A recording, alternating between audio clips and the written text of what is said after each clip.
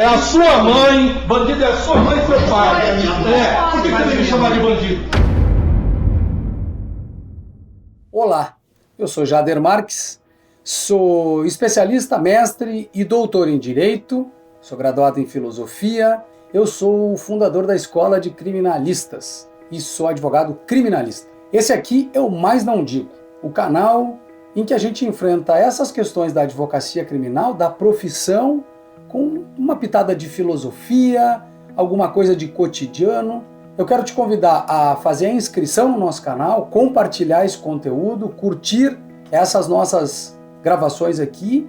E nesse Mais Não Digo de hoje, eu quero trabalhar comunicação não violenta e tribunal do júri e advocacia criminal especialmente. Como conciliar uma comunicação não violenta com uma atividade que reclama a todo tempo nervos de aço, sangue frio, capacidade de lidar com as emoções. Pois bem, vamos começar com um primeiro vídeo que já nos coloca diretamente de frente com essas questões todas. Acompanha aí. Eu não estou aqui para agradar, estou aqui para fazer defesa. Não estou aqui para agradar. Você é bandido. Eu não estou para agradar, eu não estou para agradar o senhor, não. Eu não estou para agradar o senhor, não. O senhor que é bandido, eu não vou mais fazer o plenário. Bandido, Vossa Excelência, é a sua mãe, bandido é a sua mãe e seu pai. Por que você tem que me chamar de bandido?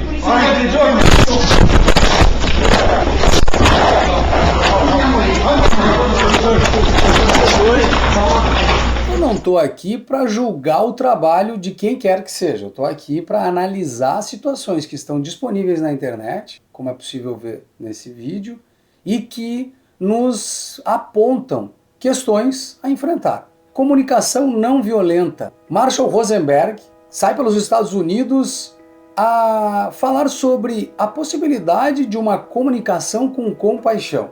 Ele apoia, e eu vou falar aqui, obviamente, que de maneira bastante sucinta, ele apoia a ideia da comunicação não violenta em 4 pilares. Ouvir sem julgar, deixar a emoção mostrar a necessidade por trás da emoção. Se eu deixo a pessoa se manifestar, se eu não julgo a emoção que está vindo e procuro entender qual a necessidade que está por detrás dessa emoção, surge o 4º elemento, que é a comunicação não violenta. Uma comunicação assertiva, mais direta, mais focada exatamente na necessidade e não num julgamento apressado acerca da emoção. Nas audiências do processo criminal ou no plenário do tribunal do júri, nós temos uma atuação de quem faz a acusação, e seja Ministério Público ou advogado na assistência da acusação, e isso vem para a defesa com todas as particularidades daquele que está atuando. E há, sem dúvida nenhuma, tipos bem marcados, bem determinados de acusadores. Os acusadores mais virulentos, mais sanguíneos, mais fortes na sua atuação, aos acusadores mais irônicos, aqueles que usam de muitas tiradinhas, de piadas, de sacadas irônicas, né? Há, sem dúvida nenhuma, os técnicos, aqueles que falam absolutamente da prova, do direito aplicável e que não, de maneira alguma, trabalham com a questão pessoal. Há os emocionados, aqueles que choram, evocam todo o sentimento de dor da família. Não importa muito, né, qual dessas atuações nós vamos ter na parte da acusação. O que importa é como nós somos capazes de lidar com isso. Eu vou agora colocar na sequência um vídeo e ele vai mostrar um tipo de agressão, de agressividade de um promotor de justiça em relação a um advogado. E aí nós vamos começar a falar de como a comunicação não violenta pode ser um instrumento para fazer frente a esse tipo de situação. Acompanha aí o vídeo. Tá difícil, tá todo mundo vendo. Não sai nada daí. Tá, doutores, a palavra está com a defesa. Vai lá, tenta defender o réu. Para de acusar o Ministério Público. Excelências, imagina se saísse algo daqui. O senhor só ataca as pessoas, o senhor é agressivo, o senhor está inseguro, doutor. O senhor parece o poodle latindo pro pitbull, doutor. Faça o favor, defenda o seu réu. Vejam, Excelência, vai ser a última vez que eu faço a consignação que farei. A próxima, perdão, Excelência, a próxima oportunidade, a próxima ofensa, o próximo desrespeito a esse advogado que está no exercício da sua profissão. Do plenário. Excelência, ou Vossa Excelência garante a ordem, o respeito, a urbanidade, a cordialidade, porque desse cidadão não sai nada de bom. Eu não entendo porque uma promotora com tanta capacidade técnica precisa ficar ao lado desse cidadão que não respeita ninguém. A comunicação não violenta, ela parte da ideia de que uma comunicação clara entre as duas pessoas elimina aspectos que poderiam prejudicar a comunicação. E a violência da comunicação, ela surge no momento em que, antes de deixar a pessoa falar, de deixar ela expor a sua situação, eu faço um pré-julgamento, eu antecipo as minhas ideias, eu evito a fala da pessoa, eu inibo, eu tranco a possibilidade dessa pessoa falar, pressupondo aquilo que ela viria a dizer em face de uma emoção que surge. Eu pré-julgo a necessidade dessa pessoa e já saio me comunicando, e esse é o caráter violento da comunicação. Para que a comunicação seja não violenta, eu preciso, num primeiro momento, entender o que a pessoa quer com aquela emoção, portanto, a necessidade que está por trás da emoção, para que depois eu possa, a partir daí, fazer uma comunicação clara em torno daquilo que essa pessoa está buscando. E no Ministério Público, assistência da acusação, é muito comum que uma agressividade traga como elemento por trás dessa agressividade uma estratégia. Tirar o nosso equilíbrio, fazer com que a gente não siga num caminho de defesa em torno de alguma questão do processo, evitar que a gente tenha o ganho de atenção do jurado que estamos tendo. Então, entender o que é uma comunicação não violenta não quer dizer uma atuação passiva, uma atuação inibida, tímida, acanhada, medrosa. Muito pelo contrário. Muito pelo contrário. Na verdade, quando eu tenho capacidade de lidar com as emoções das pessoas e as minhas, quando as emoções dos outros não são gatilhos para as minhas emoções, quando eu consigo lidar com isso, agora eu tenho uma atuação estratégica. No vídeo anterior, o promotor, ele efetivamente xinga, atrapalha, ironiza a atuação do advogado, mas ele vai conduzindo e vai dizendo ao juiz que ele quer que seja assegurada a sua palavra, que ele quer que o seu trabalho seja assegurado. Em alguns momentos ele pessoaliza, vai lá e devolve ao promotor algumas das questões que esse promotor mesmo está trazendo. Então, tentando, na medida do possível, fazer, né, o autocontrole e manter uma calma, o advogado, de alguma maneira, devolve ao promotor algumas questões, mas se dirigindo ao juiz, mantendo a postura, deixando que o promotor faça o seu, desempenhe ali a atividade daquela maneira que é muito própria, muito característica da atividade dele.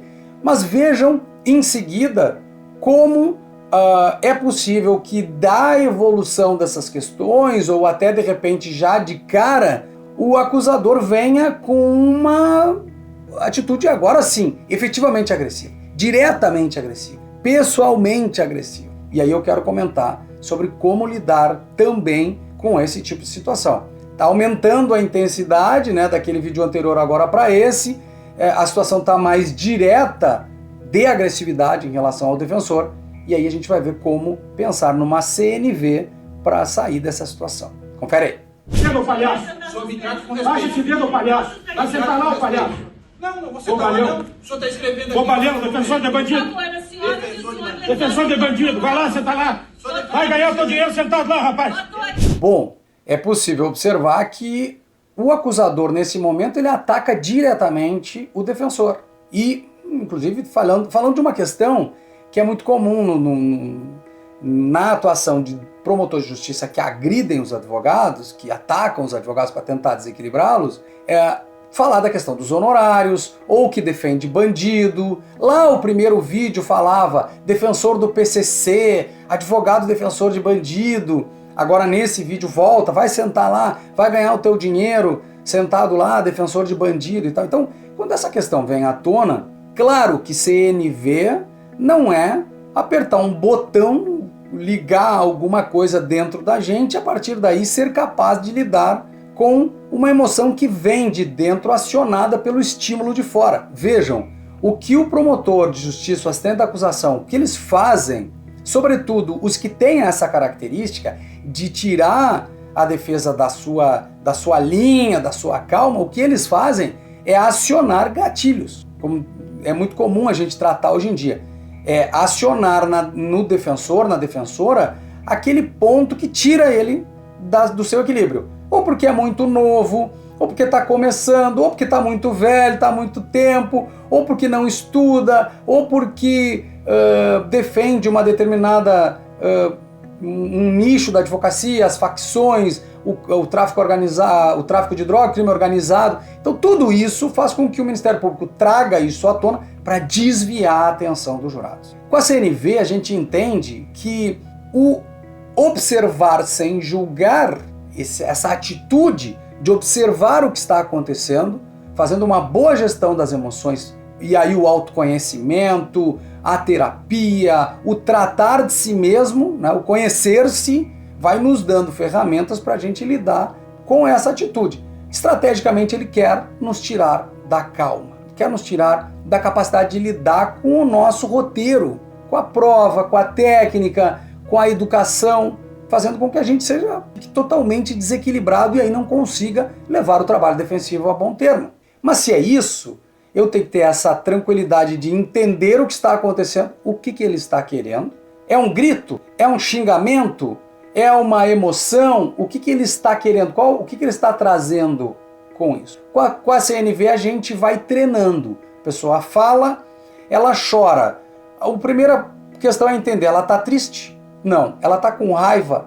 Ela está se sentindo desprezada? Ela está pedindo atenção? Ela está pedindo um abraço? Ela está pedindo simplesmente uma escuta ativa? Então a emoção que vem revela algo. E nós temos que ter capacidade de entender isso, para lidar de maneira assertiva com isso. Então, eu falei, nós temos que lidar com a agressão, com a ofensa direta de alguém que está no outro polo em relação a nós. Minha recomendação, e aí CNV no dia a dia, com a família, com as pessoas do escritório, com as pessoas da nossa vida cotidiana, vai nos dando elementos para a gente ir verificando. Nossa, eu estou reagindo cada vez melhor às emoções das pessoas, porque eu estou identificando o que elas querem com a sua emoção e estou conseguindo me comunicar de maneira mais direta e assertiva. Quando isso vai melhorando na gente, a gente percebe que quando alguém nos agride dentro do ambiente do Poder Judiciário, do ambiente do processo, é o momento de nós respirarmos e mantermos a nossa calma, o nosso foco naquilo que é o importante naquele momento, o direito do acusado, a defesa que está sendo feita. Essa respiração que nos traz de volta, nos tira do cérebro reptiliano, do defesa ou fuga, né? Que é para salvar a nossa vida, e nos traz para o córtex, para o cérebro que pensa.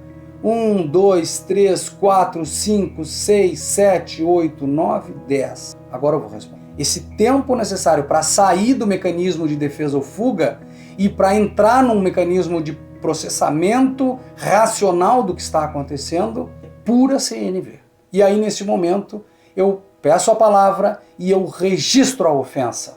Eu peço a palavra à presidência dos trabalhos, eu faço o registro da ofensa, eu informo que as medidas serão tomadas no momento e no âmbito adequado e que agora eu quero prosseguir com o meu trabalho. Só em parar esses 10 segundos, em fazer o registro da ofensa, eu agora coloco o meu córtex pré-frontal, essa parte pensante da minha vida, a trabalhar, a conectar palavras, a entender o registro todo em ata. Quando eu acabar isso aqui, quando eu voltar para o meu trabalho, sem desconto do tempo, parando o meu tempo de fala, eu agora estou completamente recuperado para continuar o meu roteiro, a minha linha de trabalho. E eu vou ainda ter tempo de dizer que esta defesa, ela não perde a sua energia, ela não perde a sua força, mas ela também não entra no jogo de vaidade, de falta de respeito, de ataques pessoais. Pode fazer isso muitas vezes, doutor promotor,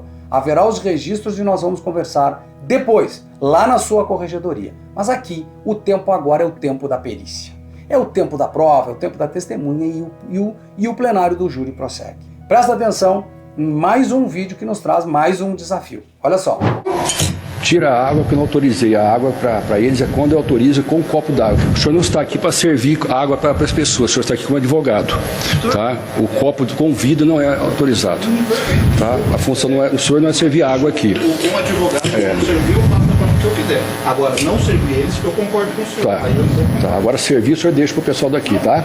O senhor faz seu trabalho de advogado aí, tá? Eu faço o serviço que eu quiser. Não, o senhor não faz o serviço que eu quiser. Se o senhor não quiser que eu não sirva ela, que inclusive está num momento debilitado, está quase chorando, por isso que eu ofereci água para ela, tudo bem. Sim, o senhor tem que requerer para mim. Da presidência do senhor. O senhor tem que requerer para mim, Agora, tá? o que eu vou fazer, se eu vou fazer trabalho de advogado, se eu vou fazer trabalho de serviçal, ou se eu vou limpar o chão da rua, não diz respeito. Não, o senhor está completamente enganado. Aqui dentro o senhor só faz serviço de advogado.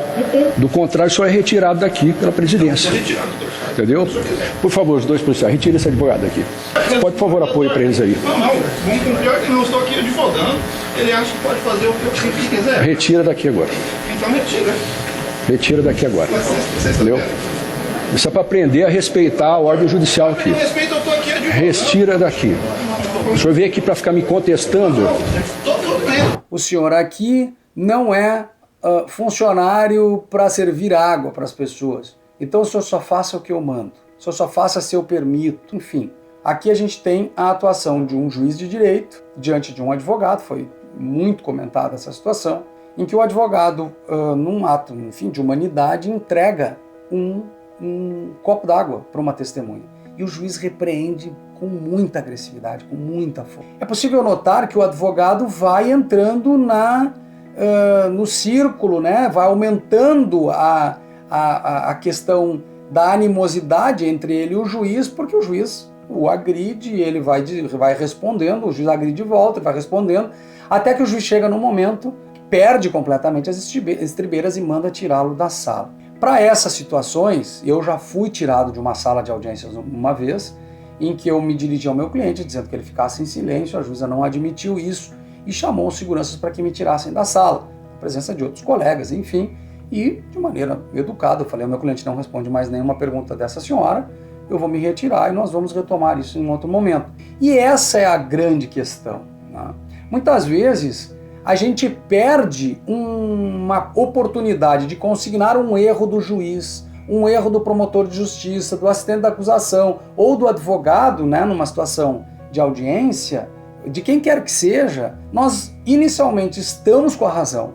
O que a pessoa está fazendo está errado e a gente, como ingressa nesse caminho, a gente aceita a proposta da comunicação mais violenta, do conflito, do ataque pessoal. O aceite a esse convite carrega a defesa para o lugar da falta de respeito, para o lugar da perda de urbanidade, para o lugar onde antes só a autoridade estava, só ele estava lá. Mas a gente entra nesse jogo e nesse jogo todos perdem.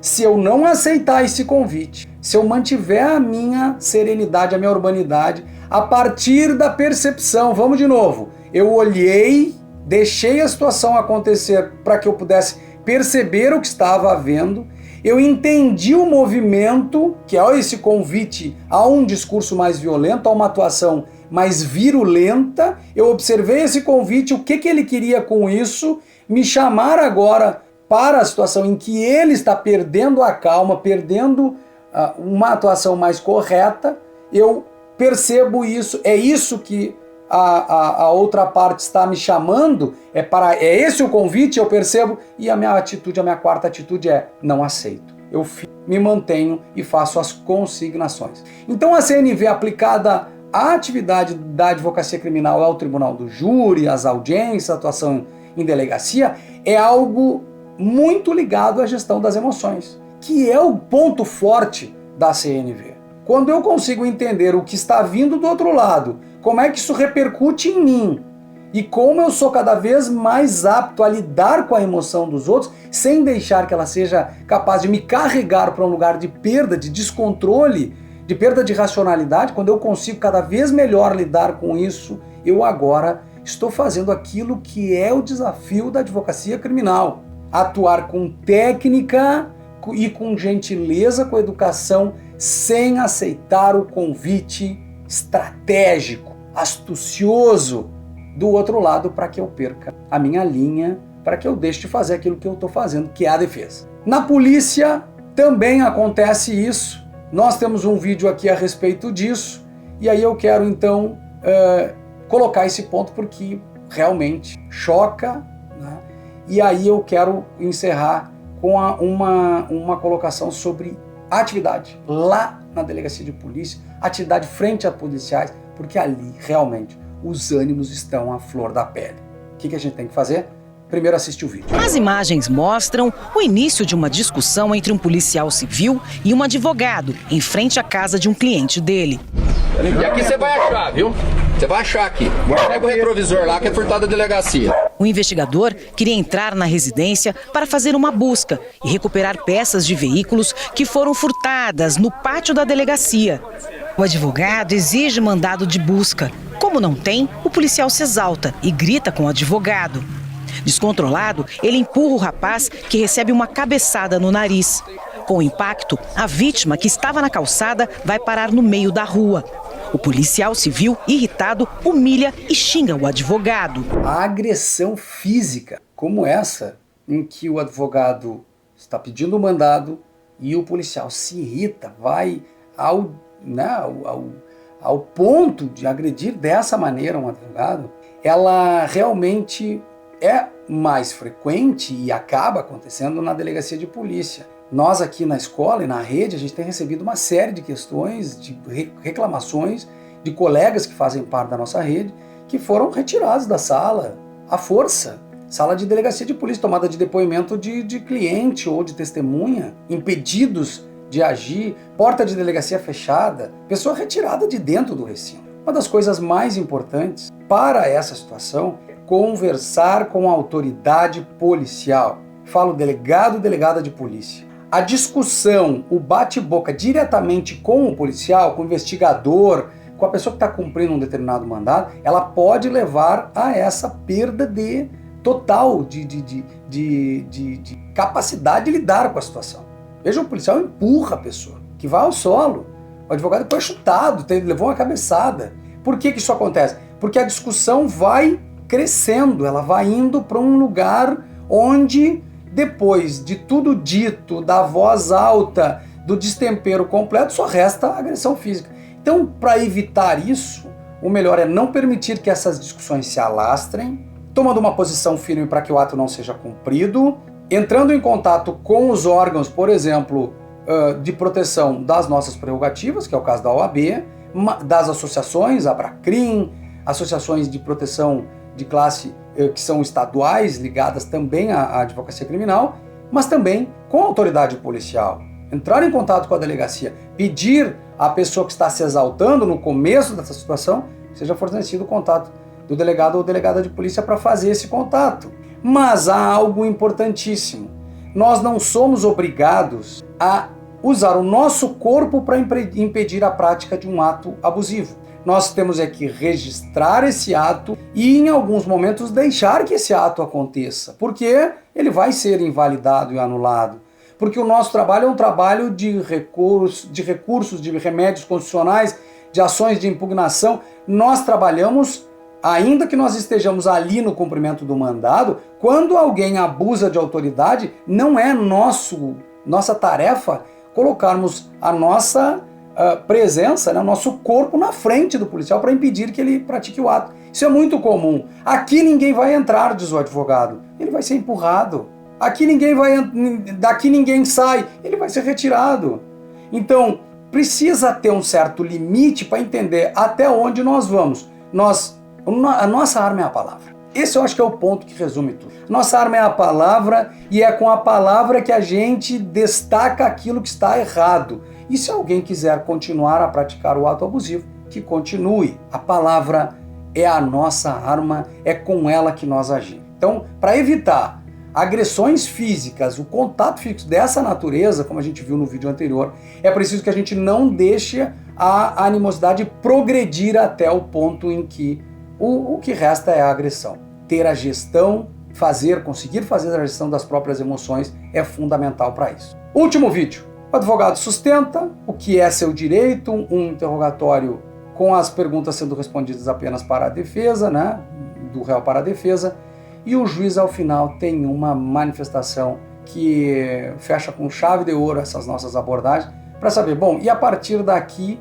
de uma atitude serena, calma, porém da mesma maneira ilegal do juiz, o que fazer? Olha o vídeo aí. O acusado disse que não vai responder as perguntas do juízo, nem a do promotor de justiça, então, considerando que há jurisprudência, a doutrina, entendendo que o interrogatório é primordialmente um momento para a autodefesa, e a fim de evitar alegação de nulidade, protelação, porque para mim isso é pura protelação de defesa, é exagero de direito de defesa, mas no Brasil, como está vigendo aí um processo penal garantista, extremamente garantista, e que no futuro eu prevejo que, se eu eventualmente impedir a defesa de fazer esse tipo de pergunta, isso vai ser revertido, né? Apesar de eu discordar veementemente disso, assim,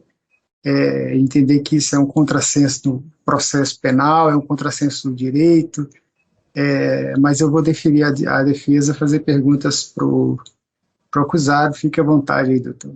Perfeito, Silvestre, obrigado. Eduardo, você pode me dizer o que foi que aconteceu no dia dos fatos que você está sendo imputado? Claro. No dia do acontecido, posso falar, excelência? Paz, eu já te falei, você fala se você quiser, você está gravando aí, eu não tô nem prestando atenção no que você está falando, estou trabalhando em outro processo aqui. Pode continuar, eu não estou nem prestando atenção no que tu está fazendo. Essa atitude do juiz, ela é típica atitude para levar à corregedoria. O que eu estou dizendo com isso? As instâncias superiores, os tribunais de justiça, especialmente os tribunais regionais federais, eles pautam a atividade do Poder Judiciário como um todo pelo respeito, pela urbanidade, pela observância das regras processuais.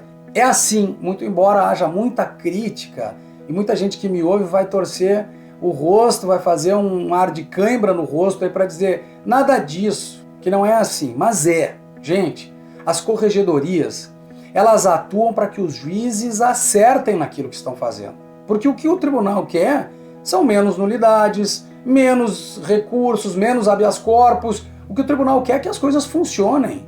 Então a corregedoria é o lugar onde os juízes prestam conta das suas atitudes. E essa aí é uma atitude a ser levada para a corregedoria. As pessoas que atuam na defesa, advogados e advogadas, muitas vezes ficam pensando, mas se eu levar na corregedoria, eu vou me queimar com o juiz, eu vou ficar mal com o juiz ou o juiz. Mas o fato é que o pedido de explicações vai ser feito pelo corregedor ao magistrado ou magistrada. E ele precisa passar por isso. Ele precisa entender isso. E se for o caso, inclusive, não julgar mais o processo. Se há esse tipo de animosidade do juiz em relação ao réu naquela causa, ele não pode julgar. Se ele está dizendo que o exercício de defesa do réu não vai ser objeto de atenção por parte dele, ele não pode julgar essa causa. Então, tanto em relação ao Ministério Público, polícias e magistrados e magistradas, nós temos que pensar que com inteligência emocional, sem partir para a agressão, né? Sem fazer a retorção, né? Houve a ofensa e faz outra ofensa em cima.